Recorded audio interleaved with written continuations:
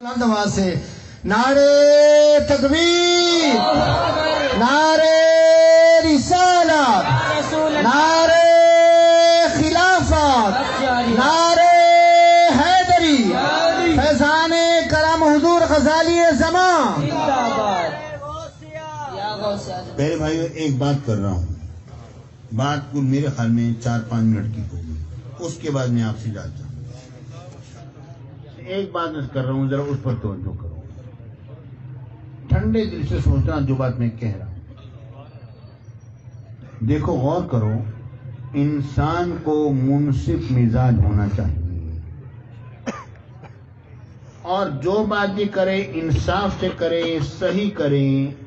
یہ نہیں ہے کہ مخالفین کو جھوٹے الزامات کی زد میں لے آئے، یہ غلط، یوں نہیں ہونا چاہیے۔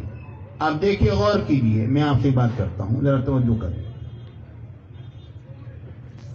دیکھیں، ہم وہ لوگ جو حضور علیہ السلام کا علم غیب کا انکار کرتے ہیں، ہم ان کے بارے میں یہ نہیں کہتے ہیں کہ تم حضور علیہ السلام کے مکمل علم غیب کا انکار کرتے ہو۔ نہیں، وہ فرقے بھی، باقی فرقے بھی حضور علیہ السلام کے غیب کے علم کو مانتے ہیں اور جانتے ہیں کہ میرے آقا نے غیب کی اطلاع دی ہیں، اور حضور علیہ السلام نے غیب کے بارے میں بہت کچھ بیان فرمایا ہے۔ ہم اس بات کو تسلیم کرتے ہیں، لیکن اس بات سے ہمارا منشا پورا نہیں ہوتا۔ ہمارا منشا کیا ہے؟ ہم یہ کہتے ہیں، یہ کہہ دو روز اول سے ہمیشہ قیامت تک ہونے والے ہر شے کا علم جو ہے اللہ نے اپنے محبوب کو دے دیا ہے۔ نعرے تکبیر، ذرا بلند آواز سے نعرہ سنیں، ذوق پیدا کریں۔ فیضان کرم حضور غزالی زمان۔ میرے ساتھیوں، میری بات ذرا غور سے سنیے، نعرے کی ضرورت نہیں ہوتی۔ میں جو بات میں کرنے لگا ہوں، یہ بات کاش کہ میرے بھائیوں کے ذہن میں آ جائے۔ ہم ان پر جھوٹا الزام نہیں لگاتے، یہ نہیں کہتے ہیں کہ تم حضور کے غیب کے علم کو مانتے نہیں ہو، یہ بات نہیں کہتے، کیونکہ جو شخص حضور علیہ السلام کے غیب کا علم بالکل نہ مانے وہ تو کافر ہے۔ تو قرآن کہتا ہے کہ اللہ نے نبی کو غیب کا علم دیا ہے، ٹھیک ہے نا جی؟ ہم یہ بات نہیں کہتے کہ غیب کے علم کو تم بالکل نہیں مانتے، ہم یہ بات نہیں کہتے۔ ہم یہ کہتے ہیں جس طرح تم مانتے ہو ہمارا منشا پورا نہیں ہوتا۔ دیکھو نا، ہم نے انصاف سے کام لیا، ہم نے خواہ کا الزام نہیں لگایا، ہم نے سیدھی بات کی ہے۔ اب ہمارا مطالبہ تم سے بھی ایک بات کا ہے، میں وہی بات کہنا چاہ رہا ہوں۔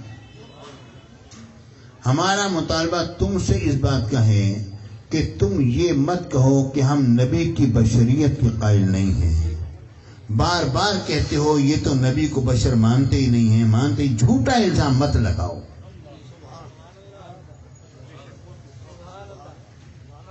ٹھیک ہے نا جی؟ جھوٹا الزام مت لگاؤ۔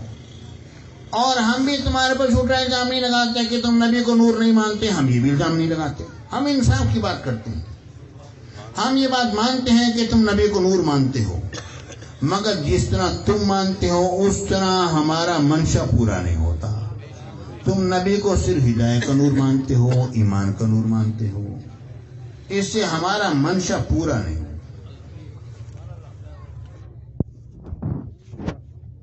بات سمجھ آ رہی ہے نہیں آ رہی آپ کو؟ تم نبی کو نور مانتے ہو، یقیناً مانتے ہو۔ کوئی ایک فرقہ بھی ایسا نہیں جس نے لا الہ الا اللہ محمد رسول اللہ پڑھا ہو اور میں نے اس کے بارے میں یہ بات جانی ہو کہ اس نے نبی کے مکمل نور کا انکار کر دیا۔ میں نے آج تک ایسی کوئی بات میں نے نہیں پڑھی۔ نبی کو نور مانتے ہیں مگر ہدایت کا نور مان لیا، علم کا نور مان لیا، ایمان کا نور مان لیا، بس اتنا، مگر ہمارا منشا اس سے پورا نہیں ہوتا۔ ہم یہ کہتے ہیں نبی کو ایسا نور مانو کہ نبی کا جسم بھی نور ہے تو نبی کا باطن بھی نور۔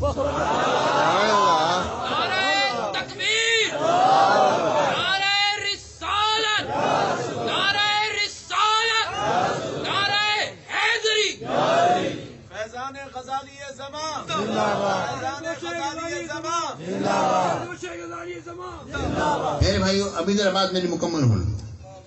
ہم پر یہ الزام مت لگاؤ۔ دیکھو، ہم نے تمہیں کو جھوٹا الزام نہیں لگایا، ہمارے کو جھوٹا الزام مت لگاؤ۔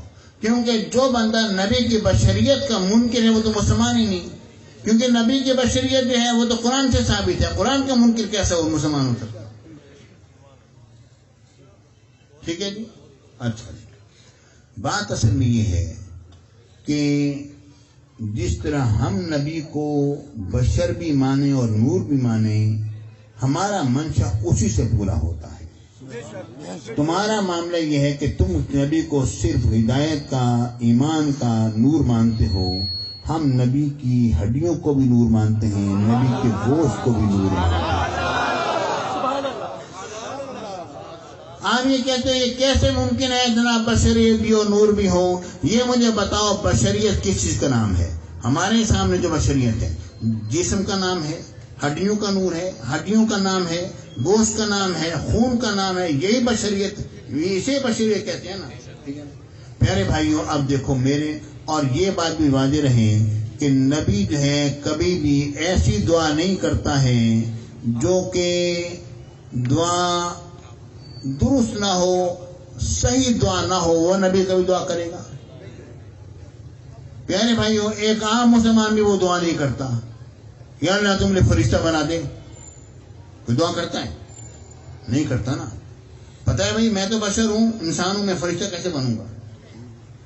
آپ کبھی یہ دعا کر سکتے ہو؟ کبھی کسی نبی نے یہ دعا کی یا اللہ تم مجھے فرشتہ بنا دے؟ کبھی کسی انسان نے دعا کی یا اللہ تم مجھے جن بنا دے؟ اگر کوئی دعا کرتا ہے یہ کہیں گے عقل سے فارغ ہے. ٹھیک ہے نا؟ سمجھ آ رہی ہے بات؟ نہیں آ رہی ہے؟ اب ذرا غور سے سنو. ہڈیاں بشریت کی نشانی، گوشت بشری کی نشانی، خون بشری کی نشانی. ٹھیک ہے نا؟ اور جب یہ ہڈیاں اور گوشت اور یہ خون یہ چیزیں ہی اگر نور ہو جائیں تو پھر تم کیا کرو گے؟ پھر تم کیا کہو گے؟ پیارے بھائیو، آخر میں بس یہ بات سن لو. میرے اور آپ کے نبی نے یہ دعا کی، اللہم اجعل فوقی نورا و تحتی نورا امامی نورا و خلفی نورا و عن یمینی نورا و عن یساری نورا، اللہم اجعل لحمی نورا، اللہم اجعل دمی نورا، اللہم اجعل عظامی نورا، اللہم اجعل بشری نورا، اللہم اجعل نفسی، اللہم آتنی نورا، اللہم اجعلنی نورا. یا اللہ تو میرے اوپر بھی نور کر دے، میرے نیچے بھی نور کر دے، میرے آگے بھی نور کر دے، میرے بائیں بھی نور کر دے، میرے دائیں بھی نور کر دے، میرے بائیں بھی نور کر دے، میری ہڈیوں کو نور کر دے، میرے گوشت کو نور کر دے، میرے خون کو نور کر دے.